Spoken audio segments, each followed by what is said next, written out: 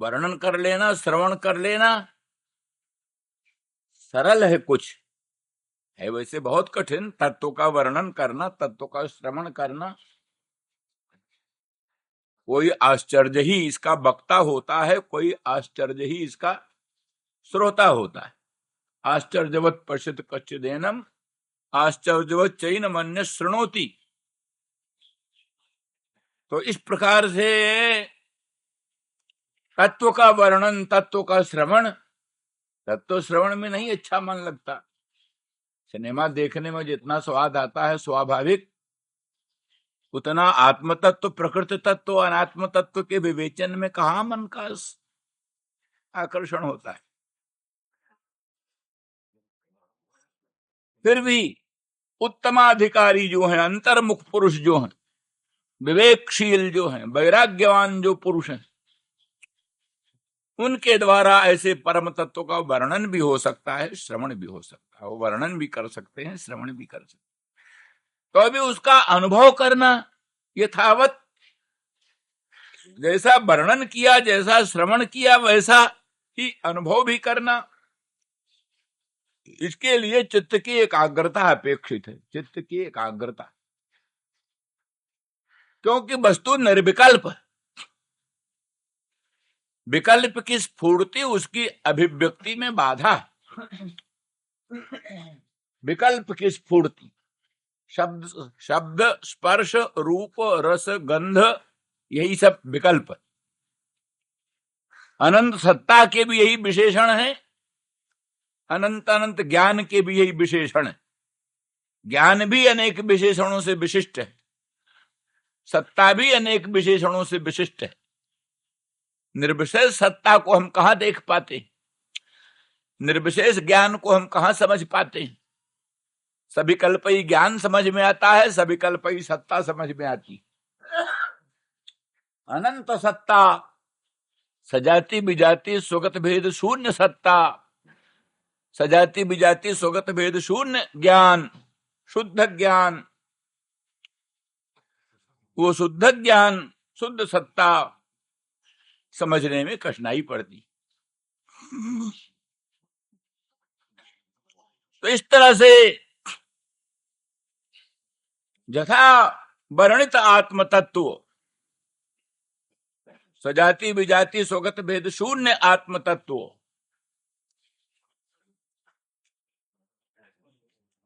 नाना प्रकार के विशेषणों और विकल्पों से, विशेषणों और विकल्पों से रहित सत्ता, विशेषणों और विकल्पों से रहित ज्ञान, अखंड ज्ञान, शुद्ध सत्ता, ज्ञानाभिन्न सत्ता और सदभिन्न अखंड ज्ञान, ऐसी वस्तु की अनुभूति में कठिनाई पड़ी। तो उसी को अनुभव कराने के लिए और अनेक प्रकार हैं। उन प्रकारों में कपिल देव जी ने भगवान के सगुण साकार सच्चिदानंद घन रूप का वर्णन किया। श्रीमन नारायण भगवान विष्णु के मंगलमय सगुण सच्चिदानंद घन साकार रूप का वर्णन किया। संचिंतयेद भगवतश्चरणारविंदम वज्रांकुशध्वज सरोरुहलांछनाढ्यम उत्तुंग रक्त बिलसन नख चक्रबाल ज्योत्स्नाभिराहत महत हृदयांधकारम इत्यादि रूप से भगवान के पादारविंद का वर्णन किया, पादारविंद के नखमण चंद्रिका का वर्णन किया, उसके दिव्य प्रखर प्रकाश का वर्णन किया। इसी प्रकार से भगवान के अंग प्रत्यंग का वर्णन, मुख चंद्र का वर्णन, दामिनी द्युत बिनिंदक पीतांबर का वर्णन, अनंतानंत भूषण वसन अलंकारों का वर्णन और भगवान के दिव्य कल्याण गुण गणों का वर्णन, ये सब विस्तार से किया, लगभग 18-19 श्लोक से। तो वहां फिर बतलाया कि इस स्वरूप का ध्यान करते करते, इसी स्वरूप का चिंतन करते करते, भगवान के मधुर मनोहर मंगलमय मुख चंद्र का चिंतन करते करते, पादारविंद के नखमण चंद्रिका का चिंतन करते करते उनके दिव्य स्वरूप का ध्यान करते करते स्मरण हो, स्मरण के बाद उसी में प्रत्येकतानता हो, प्रत्यय एकतान हो, ज्ञान की धारा, अखंड धारा चल पड़े। माने विजातीय प्रत्ययानंतरित सजातीय प्रत्यय का प्रवाह चल पड़े। बीच में घट भी आ जाता है, पट भी आ जाता है, प्रपंच भी आ जाता है और दुनिया आ जाती है, वो सब न हो। विजातीय प्रत्यय से अनंतरित माने अव्यवहित विजातीय प्रत्यय बीच में न हो, शुद्ध सजातीय प्रत्यय, केवल भगवान का ही मुखचंद्र, भगवान की ही पादार बिंद की नखमण चंद्रिका, भगवान का ही दिव्य मंगलमय रूप, वही प्रत्यक्षण प्रस्फुरित हो अंतःकरण में, दूसरी कोई वस्तु व्यवधायक ना आए। यही ध्यान। वो ध्यान होते होते, ध्यान चलाते चलाते कहते हैं वो स्मृति, स्मृति के बाद, स्मरण के बाद, स्मरण से अनुराग पैदा होगा, उत्कंठा पैदा होगी, अनुराग पैदा होगा, उत्कंठा पैदा होगी, और फिर ये जो प्रेम प्रसर विह्वलता, तो यहां प्रेम के प्रसार से अंतःकरण की विह्वलता हो गई, विह्वलता। उस विह्वलता में सब काम धाम बंद। विह्वल, विह्वल माने शिथिल हो, इंद्रियां शिथिल, मन शिथिल, बुद्धि शिथिल, अहंकार शिथिल। आमतौर पर होता है शरीर शिथिल हो जाता है पर मन नहीं शिथिल हो।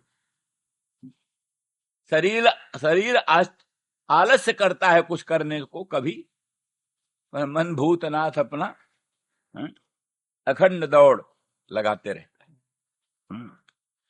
पर उस प्रेम के प्रवाह में मन भी शिथिल होता है, मन में भी शिथिलता आ जाती है। प्रेम का प्रसर होता है, प्रेम का विस्तार होता है, तो अनुराग विशेष के उद्रेक से, उत्कंठा विशेष के उद्रेक से, प्रेम का प्रसार होने से विह्वलता होती है। विह्वलता का स्वरूप यही इंद्रिय शैथिल्य, मन शैथिल्य, बुद्धि शैथिल्य। तो कहते उस शैथिल्य का रूप ये होगा कि मन में जो तत्त वस्तुओं के ग्रहण की सामर्थ्य, वो सामर्थ्य रुक जाएगी। मन में ग्रहण की सामर्थ्य है, इस वस्तु को ग्रहण करे, इस वस्तु को ग्रहण करे, इस वस्तु को ग्रहण करे। जैसे नेत्र में रूप दर्शन की सामर्थ्य, श्रोत्र में शब्द श्रवण की सामर्थ्य, हस्तपादादिकों में विविध प्रकार की क्रिया करने की सामर्थ्य, जैसे मन में स्वविषय संकल्प की सामर्थ्य, चित्त में स्वविषय के संस्मरण की सामर्थ्य, ये भी होती है सब। लेकिन ये होते होते जहां प्रेम प्रसर का प्राखर्ज हुआ, प्रेम का जहां विस्तार हुआ, प्रेम के विस्तार से विह्वलता हो जाने के अनंतर बुद्धि में, चित्त में, मन में शिथिलता आ जाती। शिथिलता आ जाने पर जिस वस्तु का ध्यान कर रहा है मन, ध्यान के समय इतर सब वस्तुओं को छोड़कर केवल एक ध्येय का ध्यान कर रहा है। माने विजातीय प्रत्ययानंतरित सजातीय प्रत्यय का खंड प्रवाह चला रहा है। विजातीय प्रत्यय का तो त्याग हो ही चुका है। केवल सजातीय प्रत्यय एक भगवान के ही मुखचंद्र का, भगवान के ही पादार बिंद की नखमण चंद्रिका का, या फिर आगे चलकर एक ही का, बहुत का नहीं। मुखचंद्र भी, पादार बिंद की नखमण चंद्रिका भी, कई चीज नहीं, एक ही चीज। सुस्मितम भावेन मुखम न किंचिदपि चिंतयेत्। केवल भगवान के सुस्मित मुखचंद्र का ही चिंतन करना, या केवल पादार बिंद की नखमण चंद्रिकाई का चिंतन करना, बाकी तद्भिन्नम न किंचिदपि चिंतयेत्, उससे भिन्न और कुछ का चिंतन न करे। इस दशा में भगवत स्वरूप से वितरित भिन्न वस्तुओं से मन हटकर एकमात्र भगवत स्वरूप को, तत्रापि एक वस्तु को ही निरंतर अनुसंधान स्वयं ही कर रहा है, अब प्रेम के प्रसर से जो विह्वलता उत्पन्न हुई, उस विह्वलता के कारण और का ग्रहण करना तो दूर रहा, जो ध्येय का ग्रहण कर रहा है उसको भी ग्रहण करने में असमर्थ हो जाता है। जो ध्येय का चिंतन कर रहा है, जो ध्येय का ग्रहण कर रहा है, उसके भी ग्रहण करने में असमर्थ हो जाता है। जब उसके ग्रहण करने में असमर्थ हो जाता है तो क्या होता है? ध्येय विषय छूट गया, ध्येय विषय रहित हो गया, ध्येय रहित हो गया। तो सर्व प्रपंच रहित तो पहले ही चित्त हो गया था, ध्यान काल में ही चित्त सर्व प्रपंच स्मृति रहित हो गया था। केवल एक भगवत स्मृति थी, केवल एक भगवदाकारा कर्त वृत्ति चलती थी। लेकिन प्रेम प्रसर से उत्पन्न जो विह्वलता, उस विह्वलता के कारण चित्त उस ध्येय को भी ग्रहण करने में असमर्थ हो जाता है। यही शिथिलता का रूप। मिले प्रेम पूर्ण दो भाई, मन बुद्धि चित अहमित बिसराई।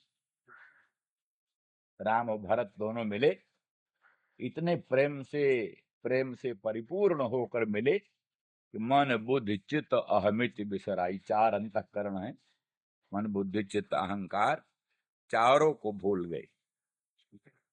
निर्विकल्प समाधि सुतराम हो गई अपने आप।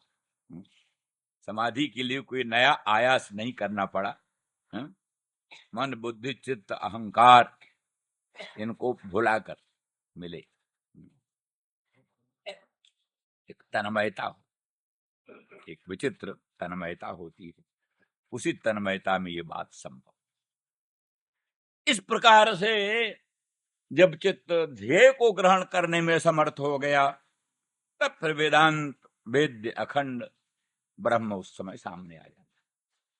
वेदांत वेद्य अखंड ब्रह्म, वही ब्रह्म जो भी साकार होकर प्रकट हो रहा था, जो भी सगुण होकर अनंत कल्याण गुण गण धाम होकर प्रकट हो रहा था, वही अखंड बोध रूप से, निर्विकल्प बोध रूप से, निर्विकल्प सत्ता के रूप में, सद्भिन्न बोध रूप से, बोधाभिन्न अखंड सद रूप से वही वस्तु सामने आती। क्यों आती है? तो कहते एकमेक तरा भावे जदा नोपलभामहे, तृतयन तत्र जो वेद सात्मा स्वाश्रयाश्रया। एकमेक तरा भावे जदा नोपलभामहे, ये स्वभाव है प्रमाता प्रमाण प्रमेय ध्याता ध्यान ध्येय, इनमें से एक भी न रहे तो दूसरे कोई नहीं रहेंगे। अगर ध्येय रहेगा तब ध्येयाकारा कर्त वृत्ति रूप ध्यान रहेगा। ध्येयाकारा कर्त वृत्ति रहेगी तो ध्येयाकारा कर्त वृत्ति का आश्रयभूत ध्याता रहेगा।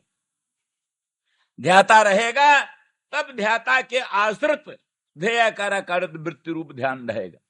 ध्यान रहेगा तभी ध्यान का विषयभूत ध्येय स्फुरित हो सकेगा। ध्येय नहीं तो ध्याता ध्यान ध्येय खत्म, ध्यान नहीं तो ध्याता ध्यान ध्येय खत्म। एकमेक तरा भावे जदा नोपलभामहे, तीनों में से एक के बिना हम दूसरे का उपलम्ब नहीं कर सकते। एक भी ना रहा तो दूसरे किसी का उपलम्ब नहीं होता। इसलिए फिर कहते तृतयन तत्र जो वेद, तीनों को जो जानता है, ध्याता ध्यान ध्येय को, प्रमाता प्रमाण प्रमेय को, और तीनों के अभाव को भी जो जानता है। जिस समय तीनों का भाव था तब उनका अखंड साक्षी रूप से जो जानता रहा। अब जिस समय तीनों का अभाव हो गया तो उस अभाव का साक्षी रूप से जो जानता है, उस प्रकार से स्वात्मा का अखंड बोध रूप आत्मा का अनायासेन स्फुरण होता है। ये उन्होंने एक प्रकार बतलाया। तो बात इसी के विह्वलता से संपादित होती है। मूल चीज विह्वलता हो, वो विह्वलता माने इंद्रिय में शरीर का शैथिल्य तो आए दिन होता रहता है, उसका कोई विशेष पुरुषार्थ नहीं है।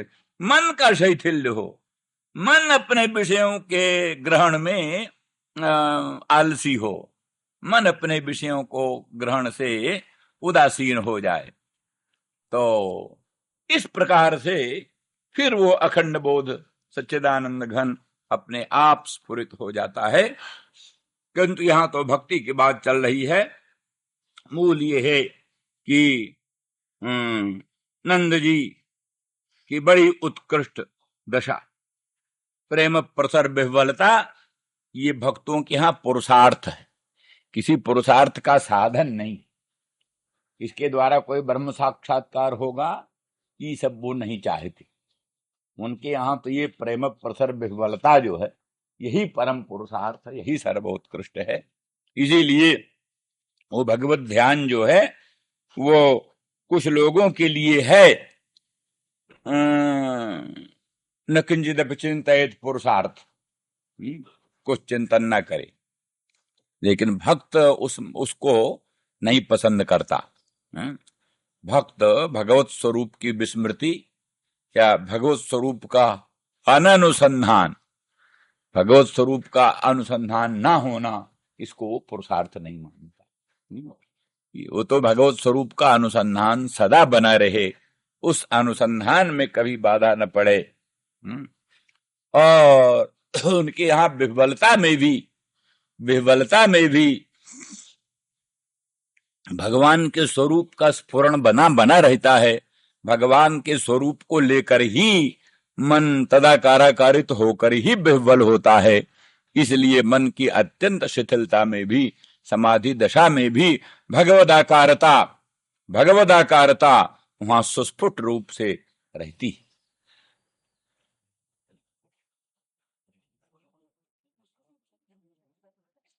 इस प्रकार से इति संस्मृत्यो नंद कृष्णानुरक्तधीहि हत्युत्कंठो भवत्तूष्णीं प्रेम प्रसर विह्वलः। भक्तों की जो ऊंची से ऊंची दशा है वो नंद बाबा को प्राप्त है। और नंद रानी की बात क्या हुई, यशोदा की क्या बात हुई, कहा उसकी दशा तो अवर्णनीय है। नंद जी की दशा को तो कथनचित वर्णन किया, और नंद जी को थोड़ा बोले भी। नंद रानी तो बोल ही नहीं सकी, कुछ बोल नहीं सकी। सूरदास जी आदिकों ने तो बुलाया है, कुछ कहलाया है। पर श्रीमद् भागवत की दृष्टि से तो यशोदा वर्णमानानि पुत्रस्य चरितानि च। नंदरानी यशोदा पुत्र, अपने पुत्र, वो भगवान नहीं जानती, ब्रह्म नहीं जानती। मदन मोहन, श्याम सुंदर, उनका कन्हैया, उनका कृष्ण। कृष्ण ने यही कहलाया है। उद्धव, मां से कहना यहां मुझे कोई कन्हैया कहने वाला नहीं है, मथुरा में मुझे कोई कन्हैया कहने वाला नहीं है, यहां कोई मेरे को मक्खन रोटी देने वाला नहीं। मां, मैं बहुत जल्दी आऊंगा, शीघ्र आऊंगा। तो यशोदा वर्णमानानि पुत्रस्य चरितानि च, अपने पुत्र श्री कृष्ण के मधुर मनोहर सुंदर चरित्र को जो वर्णमान है, जिसको उद्धव जी वर्णन कर रहे हैं, या श्री नंद बाबा जिसका वर्णन कर रहे हैं, तो नंद बाबा द्वारा, उद्धव द्वारा जो वर्णमान पुत्र के चरित्र हैं, उन्हीं चरित्रों को शृण्वन्ती सुन रही। शृण्वन्ती अश्रूण अवास्राक्षी, आंसू डाल रही। अश्रूण, बहुत आंसू डाल रही। इतना आंसू डाल रही उसके वस्त्र भीग गए, उसके वस्त्र भीग गए। शृण्वन्ती अश्रूणि अवास्राक्षी। और स्नेहस्मृत पयोधरा, स्नेह के द्वारा उसके थनों से दूध निकलने लगा। नंदरानी ब्रजेंद्र गेहिनी अपने लाडले लाल श्याम सुंदर मदन मोहन ब्रजेंद्र नंदन का स्मरण करती हुई अत्यंत स्नेह से व्याकुलित होती है, और उसके स्तनों में दूध आ गया, दूध की धारा। स्नेह स्नुत पयोधर, स्नेह के द्वारा स्नुत है पयोधर जिसके।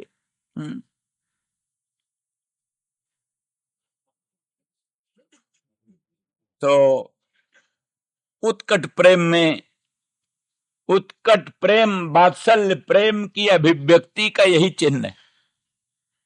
उत्कट वात्सल्य प्रेम अभिव्यक्त होता है तो स्तन जो है स्नेह से स्नुत पयोधर हो जाती है।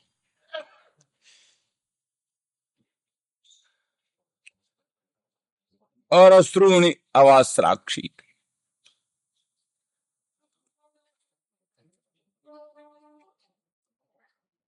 कहने सुनने की कोई सामर्थ्य ही नहीं।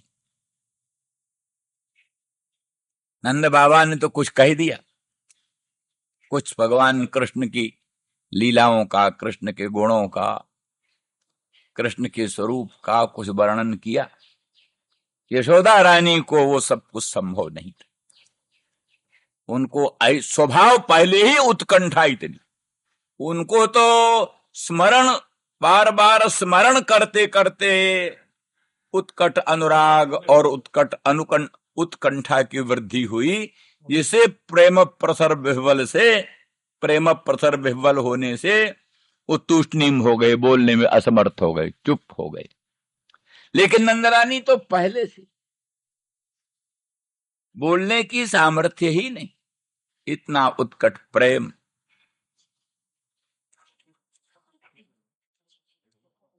माता में प्रेम होता ही है स्वभाव से, पिता की अपेक्षा माता में प्रेम अत्यधिक होता है।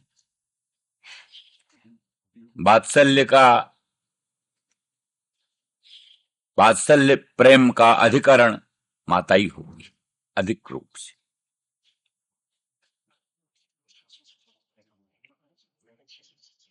यशोदा वर्णमानानि पुत्रस्य चरितानि च शृण्वन्ति श्रूण्यवास्राक्षी स्नेह स्नुत पयोधरा तयोरित्थम भगवती कृष्णे नंद यशोदयो। इस तरह से नंद और यशोदा दोनों का भगवान कृष्ण में अद्भुत अनुराग उद्धव जी ने देखा, सुन रखा था पहले भी, मथुरा में भी सुन रखा था नंद का लोकोत्तर प्रेम, यशोदा रानी का उत्कट अनुराग सुन रखा था। लेकिन भगवान की कृपा से उद्धव को नंद यशोदा दोनों का लोकोत्तर अनुराग का अनुभव हुआ। वीक्ष अनुरागम परमम अनुरागम तयोरित्थम भगवती कृष्णे नंद यशोदयो। भगवान कृष्ण में उन दोनों का इस प्रकार से लोकोत्तर अनुराग देख करके परमम अनुरागम वीक्ष उद्धव मुदा नन्नम आह। उद्धव जी बहुत प्रहृष्ट हुए, बड़ा आनंद हुआ और अपने आप को धन्य धन्य समझा। भगवान कृष्ण ने बड़ी कृपा की है जो हमको संदेश लेकर भेजा है और हमको नंद और यशोदा का लोकोत्तर प्रेम, अद्भुत अनुराग दर्शन करने का सौभाग्य मिल गया। अपने आप को धन्य धन्य मानते हैं और वही कुछ सांत्वना देने के अभिप्राय से उद्धव जी बोले। उद्धव वाच युवाम श्लाघ्यतमौ नूनम देहिनामिह मानद नारायणेऽखिल गुरौ जत्कृता मतिरीदृशी। कहा युवाम श्लाघ्यतमौ नूनम, दुनिया में श्लाघ्य होते हैं सत्कर्मनिष्ठ, जो अनाचार दुराचार पापाचार से निवृत्त होकर सदाचार सद्विचार सद्धर्म सत्कर्म में संलग्न होते हैं। वो सत्पुरुष सदाचारी श्लाघ्य होते हैं, प्रशंसनीय होते हैं। और श्लाघ्यतर होते हैं ज्ञानी, ज्ञाननिष्ठ श्लाघ्यतर होते हैं, और भगवत भक्त श्लाघ्यतम होता है। श्लाघ्य, श्लाघ्यतर, श्लाघ्यतम भगवत भक्ति की दृष्टि से। तो कर्मनिष्ठ श्लाघ्य, ज्ञाननिष्ठ श्लाघ्यतर और भक्तिनिष्ठ श्लाघ्यतम। अथवा यहां ये विवक्षित है, श्लाघ्य सब भगवत भक्त हैं, जितने भगवत भक्त हैं सभी श्लाघ्य, और सब श्लाघ्यों से श्लाघ्यतर हैं वसुदेव देवकी। वसुदेव देवकी वो अत्यंत श्लाघ्य हैं, और वसुदेव देवकी की अपेक्षा भी अत्यंत श्लाघ्यतम नंद यशोदा। नंद यशोदा जैसा अनुराग वसुदेव देवकी को भी कहां प्राप्त हुआ। और ये बाल लीला का अनुभव, बाल लीला का रसास्वादन, यदि भगवान ने वरदान तो दिया वसुदेव देवकी को उनके यहां जन्म ग्रहण करने को, पर संसार में, दुनिया में बाल पुत्र का जो रसास्वाद है वो भी कहां, सयाने पुत्र में वो कहां स्वाद रहता। सयाना पुत्र जो हो जाता है उसमें वो सब लाड़ प्यार चाव नहीं रहता। बाल्यावस्था ये बड़े महत्व की है। इसलिए कहते स्वर्ग में यही नहीं है। स्वर्ग में बाल चापल्य, बालों का मधुर कलरव भाषण, वो सब स्वर्ग में नहीं। इसीलिए लोग कहते स्वर्ग में फिर क्या, ये सब स्वर्ग में नहीं तो क्या। तो इस प्रकार से बाल लीला का सुख बहुत अद्भुत है। नंदरानी तो गोस्वामी तुलसीदास जी ने अपने कृष्ण गीतावली में लिखा। कृष्ण गीतावली में नंदरानी भगवान श्री कृष्ण के मुखचंद्र को निहार कर बड़ी प्रसन्न हो रही है, बड़ी मुदित हो रही है। उसकी अद्भुत प्रसन्नता देखकर कृष्ण बार बार पूछते हैं, मां तू इतनी क्यों प्रसन्न होती है, तू इतनी क्यों प्रसन्न है, मुझे अपनी प्रसन्नता का कारण बतला। तो मां प्रेम से विह्वल होती है और कहती, पुत्र क्या बताऊं, मौसम नहीं पुण्य पुंज बालक हैं तोरे। मेरे समान पुण्य पुंज तेरे हैं नहीं। मैं कैसे बताऊं, कैसे अनुभव कराऊं कि मैं कैसे प्रसन्न हो रही हूं। अगर तुझे अनुभव करा सकती तो बता सकती कि मैं वो प्रसन्न हूं। तेरे मुखचंद्र के दर्शन से जो लोग उत्तर सुख मुझे होता है, वो सुख भला कैसे तुझे कैसे होगा। तू तो अपना मुख किसी तरह से दर्पण में देख लेगा, किसी तरह से ये रत्नमय स्तंभों में देख लेगा, पर प्रत्यक्ष में एक बिंब है, कहे क्या मैं प्रतिबिंब। तो बिंब के दर्शन का जो सुख है वो प्रतिबिंब के दर्शन में कहां। इसलिए मेरे लोकोत्तर सुख का अनुभव करने के लिए मेरा जैसा पुण्य पुंज चाहिए। वो पुण्य पुंज तेरे है नहीं मेरा जैसा, तो तू कैसे समझ पाएगा। मौसम नहीं पुण्य पुंज बालक हैं तोरे। आ सकता तो मां से मचलता है, ये हमको ले दो। चंद्र लेना चाहा भगवान ने, चंद्र खिलौना, माई मैं चंद्र खिलौना ली हूं। चंद्र खिलौना, तो चंद्र खिलौना तो दूर है वो मिलता नहीं। तो मां से मचलते हैं, मां तू ला दे मुझे चंद्र खिलौना तू ला दे। अब बालक अपनी मां को सर्वशक्ति समझता है, सर्वशक्तिमान। वो नहीं समझता कि वो चंद्र खिलौना ला सकती है कि नहीं, वो तो समझती है सर्वशक्तिमान, सब कुछ कर सकती है। इसलिए मां से कहता, माई मैं चंद्र खिलौना नहीं हूं, चंद्र खिलौना मुझे ला दे। यशोदा फिर युक्ति रचती है, पानी भर कर परात रखती है, परात भर में पानी, अब उसमें चंद्रमा का प्रतिबिंब दिखाई देता है। बोले बेटा ले देखो चंद्र में तो हाथ डाल कर पकड़ना चाहते हैं, माँ इतनी है तो पकड़ने में नहीं आता, बेटा डरता है तुमसे इसीलिए नहीं पकड़ने आता ये सब। तो आज तो हम दूसरी बात कह रहे थे, हम ये कह रहे थे उस मुखचंद्र को देखकर लेने की इच्छा हुई और लेने की ही इच्छा नहीं, बाद में तो ये समझ में आया इस मुखचंद्र का लोकोत्तर माधुर्य के अनुभव का अधिकार हमको नहीं। ये जो हमारा मधुर मनोहर मंगलमय मुखचंद्र है, श्रीअंग का लोकोत्तर लावण्य है, सौंदर्य है, माधुर्य है, सौरस्य है, सौगंध है, इसके अनुभव का परम सौभाग्य गोपांगना जनों को, हमको नहीं। तो तपस्या करने की ठानते हम भी तपस्या करके गोपांगना बने, तब इस स्वरूप माधुर्य रस का अनुभव करें। गोपांगना बनने के लिए ठान करके तपस्या करने की भावना करते, तपस्या करें, गोपांगना बने, सौंदर्य लहरी में। बहुत अच्छी बात ऐसी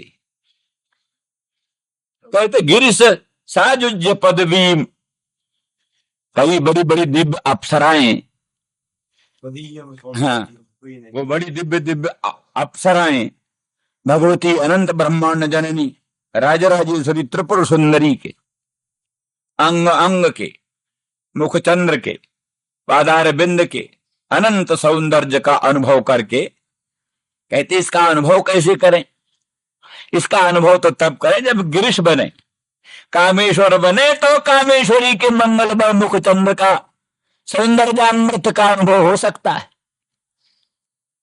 क्योंकि वो उसमें भी नियम है कि वो जननी सौंदर्यन्ते परम शिवदृंग मात्र विषय, राजराजेश्वरी त्रिपुर सुंदरी के मुखचंद्र का सौंदर्य वो अन्य को अनुभव में ही नहीं आता, परम शिवदृंग मात्र विषय, परम शिव की ही दृष्टि का एकमात्र गोचर है, परम शिव की ही दृष्टि का एकमात्र गोचर है।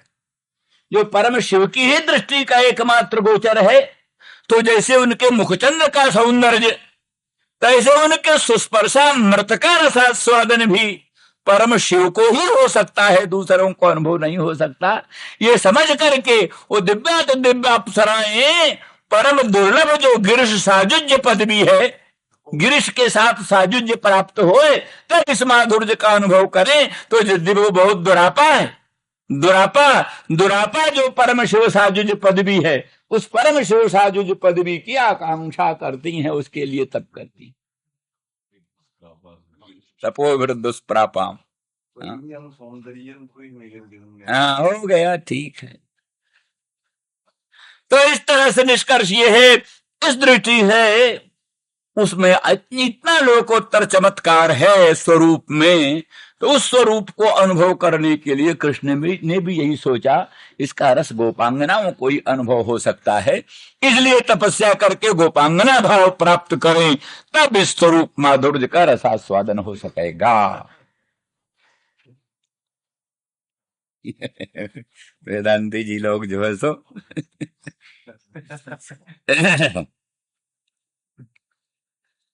तो जुवाम श्लाघ्यतमो नूनम, इसलिए ये स्थिति जो आनंद यशोदा को अनुभूत हुई, वो सचमुच कृष्ण को भी नहीं अनुभूत हो सकती, और किसी को तो अनुभूत ही क्या होगी, कृष्ण को भी अनुभूत नहीं हो सकती, वसुदेव देवकी को भी वो माधुर्य, वो रसास्वादन हुआ नहीं। इसलिए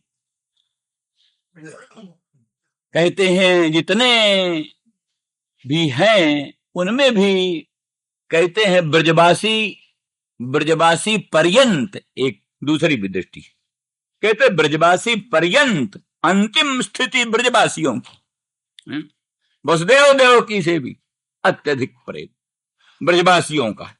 तो ब्रजवासी पर्यंत जितने भर भी भक्त हैं भगवान के, तेषाम सर्वेषाम अपि मध्ये श्लाघ्यतमौ युवाम, आप दोनों श्लाघ्यतम, आपकी श्लाघा, आपकी प्रशंसा कौन कर सकता है। युवाम श्लाघ्यतमौ नूनम देहिनामिह मानदो, संपूर्ण प्राणी, जितने प्राणी हैं देही, देही जितने प्राणी हैं देहधारी, सब देहधारियों में आप दोनों श्लाघतम, इतनी श्लाघा, इतनी प्रशंसा किसी की नहीं जा सकती।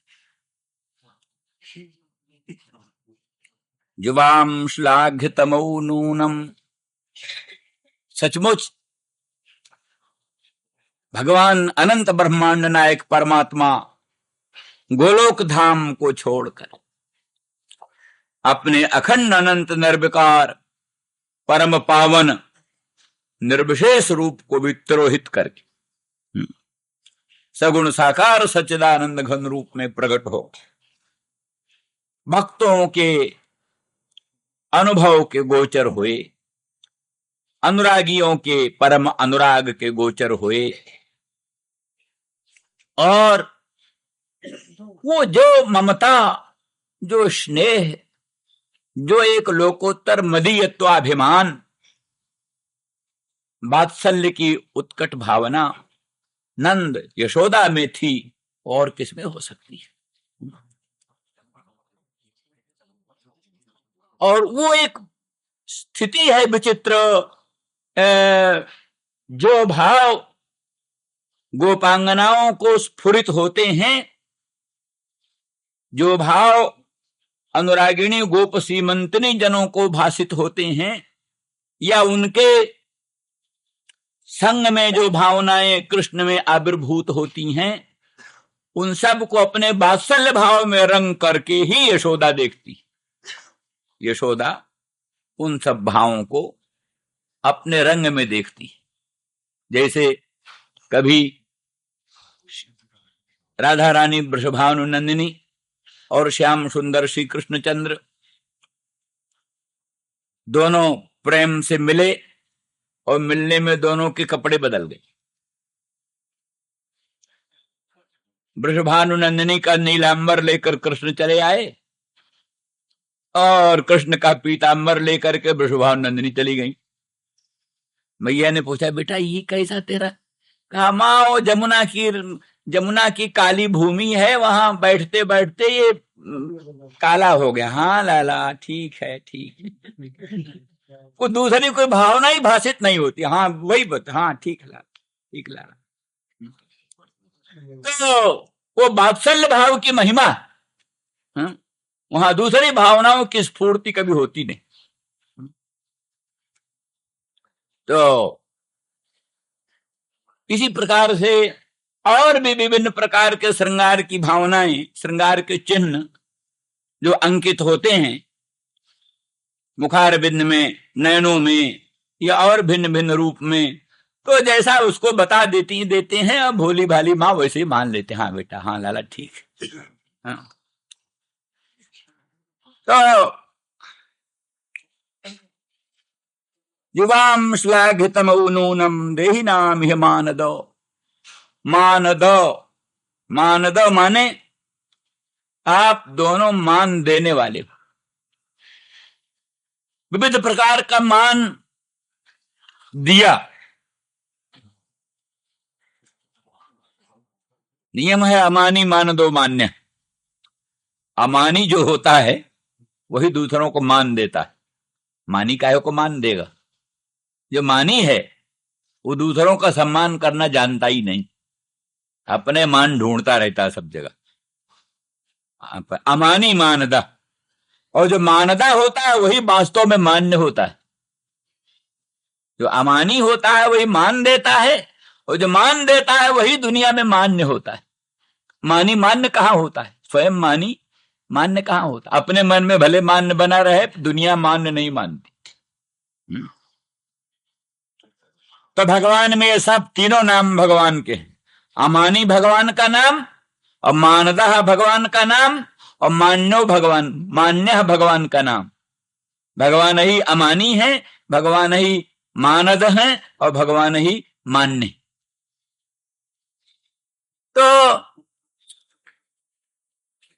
परम उत्कृष्ट कोटि का अनुराग होते हुए भी नंदराय अपने को बहुत छोटा समझते हैं, अपने को भाग्यहीन समझते हैं। मथुरा वासियों को भाग्यवान मानते हैं, धन्य धन्य मानते हैं। उनको भगवान श्याम सुंदर श्री कृष्ण का दर्शन हो रहा। श्री कृष्ण के परम कृपा के भाजन, इसलिए नारायण के समान उद्धव का सम्मान किया। ऐसे अपने इष्ट देवता नारायण का सम्मान करते हैं नंद जी, उसी प्रकार से उद्धव जी का परम सम्मान किया। उसी को स्मरण करते हुए उद्धव कहते मानद, हे मानद, हे मानद, मान देने वाले नंद।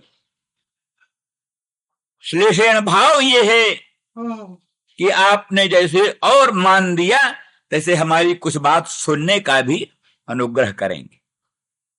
हम जो कुछ भी कहेंगे श्री कृष्ण का संदेश, कृष्ण का संदेश, कृष्ण जी ने, तुम्हारे लाडेले लाल कृष्ण ने जो तुमको संदेश कहा है, वो संदेश कहेंगे, उनको आप सुनने की भी कृपा करें, वो भी मान ही होगा। किसी के वाक्य को सुनना भी उसका सम्मान है। जो दूसरों की बात सुनना नहीं चाहता, कैसे सम्मान देता? इसलिए ये हमारी, क्योंकि असल में तो आपको हमारी कुछ बात सुनने की अपेक्षा नहीं, परम कृतार्थ, ये ऐसा लोकोत्तर प्रेम पाने वाला परम कृतार्थ है। वो आप्त काम पूर्ण काम आत्मा राम परम निष्काम है, समझो। इसको इतना अद्भुत श्री कृष्ण प्रेम है, प्रेम प्रसर्व बल जो है, जिसके मन में स्मरण की अखंड संतति चलती है, जिसके मन में अनुराग की अखंड धारा चलती है, जिसके मन में उत्कट उत्कंठा की अखंड धारा चलती है, वो परम कृतार्थ है, तृप्त है, वीतराग है, सब कुछ है। वो किसी की बात सुन ले, उसका अनुग्रह ही समझे। और वास्तव में बात यही थी, नंद तो इतने अंतर्मुख थे श्री कृष्ण प्रेम में विह्वल, इतने अंतर्मुख कि बहिर्जगत का भान ही नहीं होता था, बहिर्जगत का भान ही नहीं होता था। वो तो जैसे तन सब प्रपंच मधिरूढ़ समान समाधि योग स्वाप्नम पुनर्न भजते वाली बात होती है। मदिरा मदांध जैसे अपने शरीर के पड़े हुए कपड़ों को जानता नहीं, गिर गया कपड़ा की शरीर में संलग्न है कपड़ा, मदिरा मदांध को जैसे इसका स्मरण नहीं होता, ऐसे जोगींद्र मुनीन्द्र अमलात्मा परमहंस तत्वदर्शी विज्ञान संपन्न अजर अमर अनंत अखंड स्वप्रकाश ब्रह्मात्म स्वरूप का अनुभव करके शरीर को भूल जाता है, मदिरा मदांग की तरह शरीर को भूल जाता है। जैसे पिपल का पत्ता वायु की प्रेरणा से अपने आप इधर उधर कहीं जाता है, उसी प्रकार से प्रारब्ध वशात तत्त इंद्रियों के अधिष्ठात्री देवताओं की प्रेरणा से किंचित करोति किंचित न करोति, कुछ ज्ञानी का ब्रह्मविद वरिष्ठ का शरीर कुछ करता है, कुछ नहीं करता। वो कुछ किसी उद्देश्य से किसी उद्देश्य से किसी प्रकार की चेष्टा, किसी प्रकार के कर्म उसमें नहीं होते। वही स्थिति नंद बाबा की है, अत्यंत अंतर्मुख हैं, विश्व विस्मरण है, विश्व का विस्मरण है, श्री कृष्ण चंद्र का ही प्रतिक्षण स्मरण है, और देह गेह की पूर्ण विस्मृति है। और बताया कि इनको कुछ भोजन वोजन की भी बात नहीं है, कदाचित किसी ने कुछ दधी कुछ दुग्ध आदि जैसा होता है वही कभी ले लिया, किसी ने दे दिया, पिला दिया। दूसरों के दूसरों के इशारे पर, दूसरों की चेष्टा से ही उनकी शारीरिक चेष्टा भी चलती है। इस प्रकार से अत्यंत उत्कृष्ट अंतर्मुख दशा में फिर जो बड़े प्रेम से उठ करके उद्धव का सम्मान किया, उद्धव की पूजा की, अर्घ्यपाद्य मधुपर्क दिया, उद्धव का बड़ा सम्मान किया, नारायण बुद्धि से अतिथि का सत्कार, नारायण बुद्धि से उनका पूर्ण सम्मान किया। ये सब भगवान की प्रेरणा, उस अंतर्जामी भगवान की प्रेरणा से वो प्रकाश, संयोग प्रकाश ब्रज में आविर्भूत हो गया। वे प्रलंब प्रकाश थोड़ी देर समय के लिए तिरोहित हो गया। इसीलिए ब्रज में चारों ओर मंगल मंगल की अभिव्यंजना होने लगी। तत्काल उसी अभिप्राय से उत्सुकता के साथ कृष्ण का, हमारे कृष्ण का, हमारे लाल का ये सखा है, ये उद्धव हमारे कृष्ण का सखा है। उनका ही जैसा भूषण धारण किए, उनका ही भूषण धारण किए, उनका ही पीताम्बर धारण किए हुए, और उनकी ही माला अलंकार सबको धारण किए हुए, उनके ही रथ पर, अरे साक्षात कृष्ण ही है। कृष्ण समझ करके ही उद्धव का बड़ा सम्मान किया, बड़ा आदर किया। तो इस तरह से उसी मानदत्व का स्मरण करते हुए, हे मानद नंद, अब इसका भी आप अनुग्रह करो, हम कुछ आपको कहेंगे, सुनाएंगे। तो ये कह करके बोले, ये तो पहले ऐश्वर्य का वर्णन, ठीक है, ऐश्वर्य का वर्णन, बड़ा वात्सल्य प्रेम, माधुर्य प्रेम की अभिव्यंजना हो तो उसके द्वारा अधिक विह्वलता और शिथिलता और प्रेमोन्माद आदि संभावित होता है। उस बीच में ऐश्वर्य का वर्णन है तो जैसे लड्डू खाते हुए चटनी खान है, वैसा ही ऐश्वर्य का वर्णन हमारे ब्रज के भक्त लोग पसंद नहीं करते। वो भगवान शब्द नहीं सुनना चाहते। मेरे प्राणनाथ, मेरे प्रियतम, मेरे प्रभु, मेरे श्याम सुंदर, मेरा कन्हैया, ऐसे शब्द उनको अच्छे लगते। नंदन नंदन, ब्रजेंद्र नंदन, गोपी बल्लभ, राधा बल्लभ, नवनीत चौर, ऐसे शब्द ब्रजवासियों को बहुत प्रिय लगते हैं। लेकिन फिर भी वो जरूरी है, वो वर्णन करना पड़ता है, बीच बीच वो वर्णन करना पड़ता है। इसलिए ये भी कहते हैं, न खलु गोपिका नंदनो भवान। गोपांगना ही स्वयं बोल पड़ती, ऐश्वर्य भाव मन में आता है तो बोल पड़ते, न खलु गोपिका नंदनो भवान, आप गोपिका नंदन नहीं है। दूसरा भी अर्थ है इसका, आक्षेप करती हैं, व्यंग करती हैं, श्याम सुंदर आप गोपिका नंदन होते तो इतने कठोर न होते। गोपिका हमारी नंदरानी तो बड़ी सरल है और तुम इतने निष्ठुर हो, इसलिए मालूम होता न खलु गोपिका नंदनो भवान। मेरी नंदरानी, मेरी ब्रजेंद्र गेहिनी जैसी भोरी भारी गोपिका के तुम नंदन होते तो इतने निष्ठुर, इतने कठोर न होते। न खलु गोपिका नंदनो भवान, तब क्या हो, अखिल देही नाम अंतरात्म दृक्, तुम तो अखिल देहियों के जो अंतरात्मा के साक्षी हो, दृष्टा हो। उदासीन, कुछ भी हो जाए, दुनिया डूबे उतराए, उदासीन से क्या मतलब? दुनिया जहन्नुम में जाए चाहे वैकुंठ में जाए, उदासीन जो है निर्दृश्य दृष्टा, निर्भास्य साक्षी, उसको क्या मतलब? कुछ भी हो। ऐसे आप निष्ठुर हो, ये भी कहते हैं। लेकिन वास्तव में उस दृष्टि से भी, ऐश्वर्य की दृष्टि से भी वर्णन करती हैं, न खलु गोपिका नंदनो भवान, आप गोपिका नंदन नहीं हो, किंतु कौन हो? अखिल देही नाम अंतरात्म दृक्, अखिल देहियों के अंतरात्मा के साक्षी हो। इस तरह से ऐश्वर्य भाव आता है। तो ऐश्वर्य भाव के वर्णन से कुछ थोड़ा प्रेम प्राखर्य थोड़ा संकुचित होता, प्रेम प्राखर थोड़ा संकुचित होने से तज्जनित जो मूर्छा, तज्जनित जो विह्वलता, तज्जनित जो शिथिलता, वो थोड़ी सी कम होती। उसी दृष्टि से पहले ऐश्वर्य का वर्णन करते हैं। एतौ हि विश्वसच विश्वजोनी, रामो मुकुंद पुरुष प्रधानम, अन्वीय भूतेषु विलक्षणस्य ज्ञानस्य चेषात् इमौ पुराणौ। ये जो तुम्हारे दोनों बालक बलराम और कृष्ण, तुम्हारे जो दोनों बालक, ये विश्वस्य बीज जोनी, ये सारे विश्व अनंत कोटि ब्रह्मांड के यही बीज हैं और यही जोनी, यही पुरुष हैं और यही प्रधान है।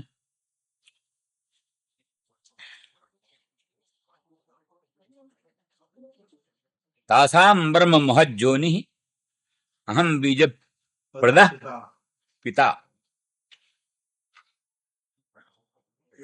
सर्वभूतेषु कौन्तेय मूर्तयः सम्भवन्ति जा। सभी भूतों में, सभी प्राणियों में इतनी मूर्तियां उत्पन्न होती, तत्त विशिष्ट आकारवान प्राणी उत्पन्न होते हैं। सर्वभूतेषु कौन्तेय मूर्तयः सम्भवन्ति जाः। सब प्राणियों में जितनी मूर्तियां पैदा होती हैं, मनुष्य मूर्ति, पशु मूर्ति, मयूर मूर्ति, हंस मूर्ति, शुक मूर्ति, पिक मूर्ति, पिपीलिका मूर्ति, जितने भर भी संपूर्ण भूतों में जितनी मूर्तियां हैं, उन सभी मूर्तियों का निर्माण कैसे हुआ? सभी मूर्तियों के निर्माण में दो चीज अपेक्षित होती है, एक योनि और एक बीज। योनि माने आधार, जिसमें बीज का आधान किया जाए, इसमें गर्भाधान किया जाए। बीज जहां निक्षिप्त होकर के मूर्ति का रूप धारण करता है, मूर्तियों का रूप धारण करने वाला बीज है, तो बीज भी सब जगह रूप नहीं धारण कर सकता। योनि में निक्षिप्त हो बीज, तब वो मूर्ति का रूप धारण करता है।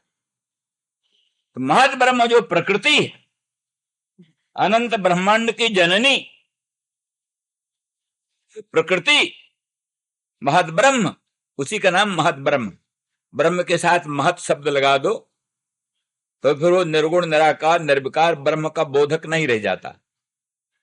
महत पूर्वक ब्रह्म शब्द प्रकृति का बोधक हो जाता है। मौजो निर्महत ब्रह्म तस्मिन् गर्भं दधाम्य, वहां भी महत ब्रह्म का अर्थ है वही प्रकृति, महत ब्रह्म प्रकृति। ऐसे ही तासाम ब्रह्म महत जोनि, उन सभी मूर्तियों का महत ब्रह्म जो है वही योनि है, माने प्रकृति, आधार। अहम बीज प्रदः पिता, बीज देने वाला पिता मैं, अर्थात वही बम जो नर महत ब्रह्म तस्मिन् गर्भं दधाम्यहम्। महत ब्रह्म मेरी योनि है, उसी में मैं गर्भाधान करता हूं, उसी से अनंत ब्रह्मांड के विभिन्न प्राणियों की उत्पत्ति होती है। इसलिए सबके माता पिता भगवान।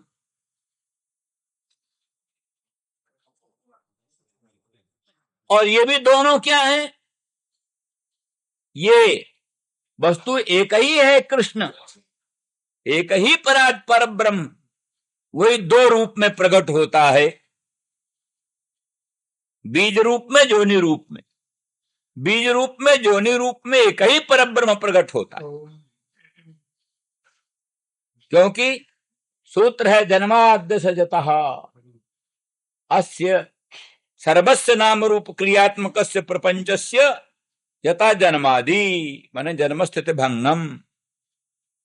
सारे विश्व प्रपंच का जिस पर ब्रह्म भगवान से जन्म और स्थिति और भंग होता है, उत्पत्ति और स्थिति और प्रलय होता है।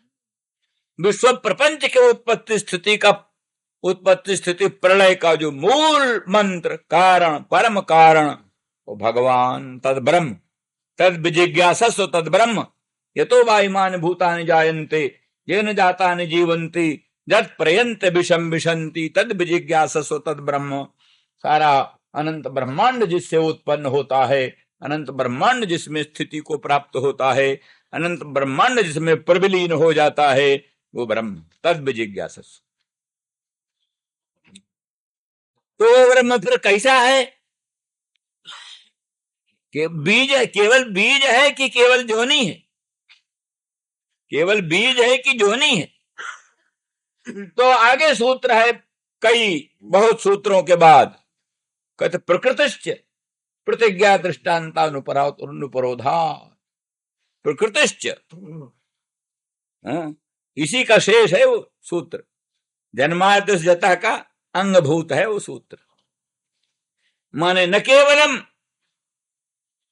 केवलम निमित्त भूतम ब्रह्म, ब्रह्म अनंत ब्रह्मांड का केवल निमित्त कारण नहीं है, किंतु प्रकृतिश्च, और च शब्दात निमित्तम अपि, च शब्द से निमित्त भी वही है, प्रकृति माने उपादान कारण भी वही है।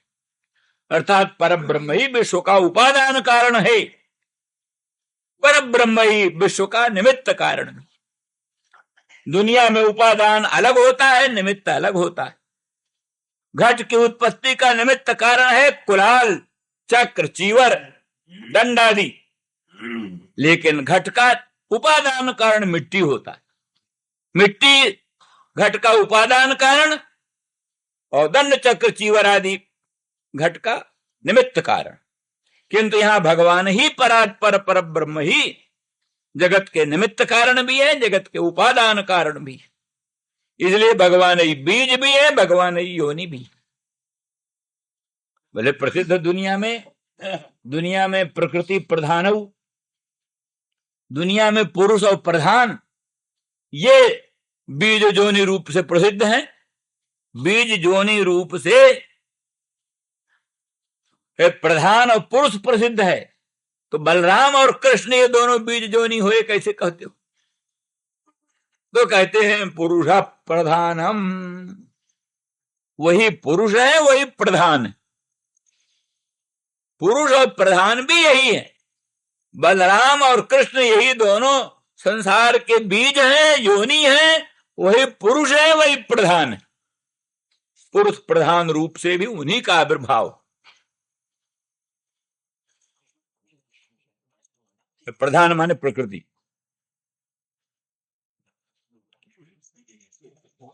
पुरुष सुख क्या है? कार्य कारण कर्तृत्व, कार्य कारण कर्तृत्व हेतु प्रकृति रुच्यते। पुरुष सुख दुखानां भोक्तृत्व हेतु रुच्यते। इतने संसार के सुख दुख हैं, उन सबके भोक्ता में, भोक्तृत्व में हेतु, भोक्तृत्व में हेतु पुरुष है। क्योंकि भोक्तृत्व क्या है?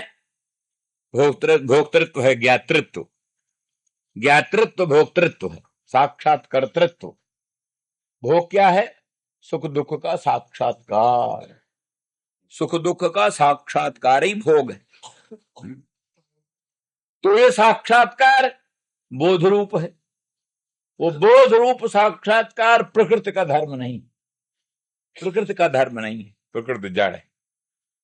इसलिए यदि वेदांत ने कर्तृत्व की तरह भोक्तृत्व भी काल्पनिक ही माना है, अनात्मनिष्ठ ही माना है, आत्मनिष्ठ नहीं माना। ऐसे कर्तृत्व अनात्मनिष्ठ है, तैसे भोक्तृत्व भी अनात्मनिष्ठ है। तो अभी इस दृष्टि से उसका जो भोक्तृत्व है, तृच का अर्थ है कर्तृत्व, वो भले अनात्मनिष्ठ हो, लेकिन भोग जो है सुख दुख साक्षात्कार रूप ज्ञान बोध, ये पुरुष ही का स्वरूप है। इसलिए सुख दुख के भोक्तृत्व में हेतु पुरुष है, और कर्तृत्व जो है कार्य कारण के निर्माण में, कार्य कारण के रचना में, उसमें परम हेतु प्रकृति। तो ये दोनों बलराम और कृष्ण दोनों एक ही तत्व हैं, एक ही तत्व दो रूप में प्रकट हो गए हैं, बलराम और कृष्ण के रूप में। तो दोनों ही बीज रूप हैं, योनि रूप हैं। अब उसमें दोनों दृष्टि है। मतलब यह है कि कृष्ण बलराम दोनों ही एक परब्रह्म स्वरूप हैं। उस एक परब्रह्म स्वरूप में दोनों ही है, बीजत्व, योनित्व, प्रधानत्व और पुरुषत्व। जैसा कि हमने कई बार कहा है कि जैसे बीज में अंकुरोत्पादनी शक्ति होती है, बीज में अंकुर पैदा करने की शक्ति होती है, दूध में मक्खन आविर्भूत करने की शक्ति होती है, ऐसे अनंत ब्रह्मांड नायक परात्पर पर ब्रह्म भगवान में अनंत ब्रह्मांड के उत्पादन करने की शक्ति हो गई।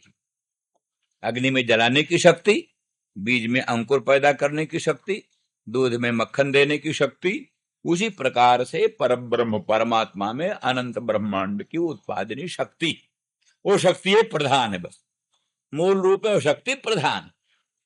ऐसे शक्ति सहित ही बीज अंकुर का कारण बनता है, शक्तिहीन बीज अंकुर का कारण नहीं बनता।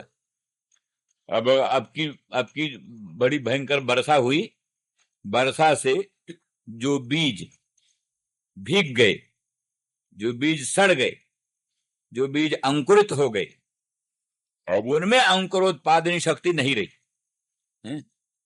वो शक्तिहीन बीज अंकुर नहीं पैदा कर सकेगा। इसलिए बीज में शक्ति होती है तभी वो अंकुर पैदा कर सकता है। बन्नी में दाहिका शक्ति बनी रहे तभी वो जला सकती। मंत्र मणि द्वारा वो शक्ति अगर प्रतिरुद्ध हो जाए तो अग्नि रहने पर भी काम नहीं होता। कई टोना वोना लगाने वाले, कई भी ऐसा होता है कि कड़ाह पर अग्नि खूब कड़ाह के नीचे जल रही, कड़ाह में घी भरा, नीचे अग्नि भी जल रही, तो पूरी नहीं पक रही, पूरी नहीं पक रही। किसी ने तंत्र कर दिया, किसी ने तंत्र कर दिया, अब अग्नि में दाही कर सकती नहीं, पूरी नहीं उतर रही। फिर किसी ने आकर मंत्र किया, वो शक्ति फिर से पैदा हुई, तब फिर पूरी उतरने लगती है, नहीं तो नहीं होती।